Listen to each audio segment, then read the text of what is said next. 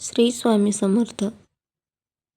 तर आज आपण पाहणार आहोत की आपल्याला बाहेरचं जग कळायचं असेल तर काय करावे लागेल. तर बाहेर पडल्याशिवाय जग कळत नाही. मी पण सोडल्याशिवाय माणसं जुळत नाहीत आणि कुणासाठी धावून गेल्याशिवाय माणुसकी उजळत नाही. कष्ट केल्याशिवाय सुख मिळत नाही आणि चांगले विचार असल्याशिवाय आयुष्य घडत नाही.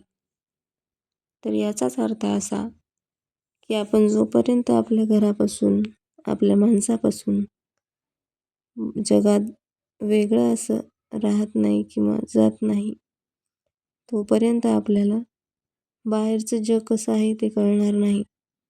कारण घरात आपण आपल्या माणसासोबत राहतो. ती आपली माणसं असतात. ती आपल्याला जीव लावतात, माया देतात. त्यामुळे आपल्याला दुःख काय ते कळत नाही. पण जेव्हा आपण आपल्या घरापासून वेगळे होतो, बाहेरच्या अनोळखी जगामध्ये जातो, त्यावेळेस ती लोकं आपल्याला अनोळखी असतात. त्यामुळे त्यांना काहीही फरक पडत नाही की आपण सुखी आहोत की दुःखी आहोत. त्यामुळेच म्हणतात की बाहेर पडल्याशिवाय जग कळत नाही आणि जग कळाल्याशिवाय माणसाला शहाणपण येत नाही. दुसरं म्हणजे मी पण सोडल्याशिवाय माणूस जुळत नाही. मी पण म्हणजे काय? तर आपला स्वतःचा मीपणा.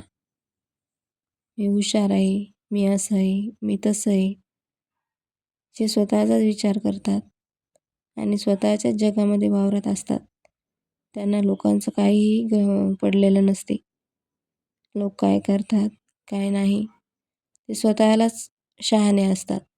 त्यांना वाटतं की माझं हेच खरं आहे. लोकांचं त्यांना काहीही घेणं देणं नसतं. तर असं नसतं. जेव्हा आपण लोकांना आपलं म्हणून समजू, आपलं म्हणून वागू, आपलं म्हणून बोलू, त्यावेळेस समोरची माणसंही आपल्याला आपल्यासारखी वागू लागतात. जर आपण आपल्यामध्येच गुंग असलो तर लोकांना काय? त्यामुळे लोकही जवळ येणार नाहीत, आपुलकी वाढणार नाही. जर तुम्हाला माणसं जुळवायची असतील तर त्यांच्याबरोबर त्यांच्यासारखे मनमिळाऊपणे राहावे लागेल, वागावे लागेल. तेव्हाच माणसं जुळतील. हा झाला दुसरा विषय. आणि तिसरा विषय म्हणजे कुणासाठी धावून गेल्याशिवाय माणुसकी उजळत नाही. कुणासाठी धावून जाणे म्हणजे काय? समोरचा एखादा व्यक्ती तुमच्या शेजारी असो किंवा तुमच्या नात्यामध्ये असो, जर त्यांना तुमची आवश्यकता असेल, तुमची गरज असेल, त्यावेळेस जर तुम्ही त्याला समोरच्या व्यक्तीला तुमची गरज आहे तरीसुद्धा तुम्ही जर त्याच्या मदतीसाठी गेले नाही, तर यामध्ये तुमची माणुसकी कळून येते. जर त्याच्या अडचणीमध्ये तुम्ही त्यांची साथ दिली, त्याची मदत केली, तर ती झाली तुमची माणुसकी. यानंतर येतं कष्ट केल्याशिवाय सुख मिळत नाही.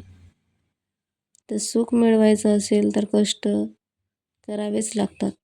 मग ते कोणतंही क्षेत्र असो, शिक्षण क्षेत्र असो की तुमचं वर्तमान काळातील तुमचं जीवनातील काम असो, कोणत्याही परिस्थितीमध्ये तुम्हाला कष्टाला पर्याय नाही.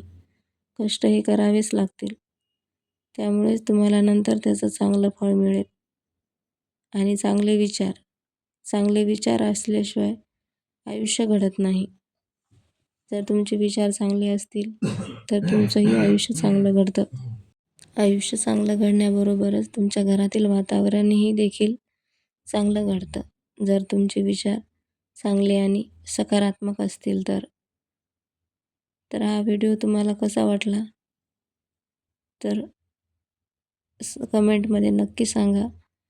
या व्हिडिओला लाईक करा, शेअर करा आणि सबस्क्राईब करायला विसरू नका. भेटूया पुढच्या व्हिडिओमध्ये. श्री स्वामी समर्थ.